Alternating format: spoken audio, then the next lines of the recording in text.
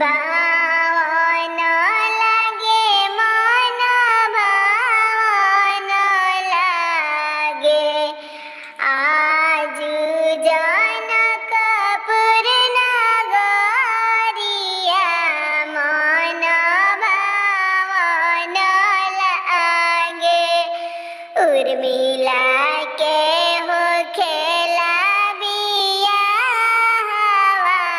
बड़ा सुहावन लागे मड़वा में बैठी जनक राजा कहीं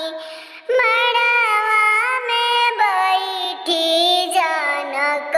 राजा कहीं सीता के करत कन्यादानवा मनवा भावन लागे जब सीता करिले कन्यादानवा बड़ा सुहावन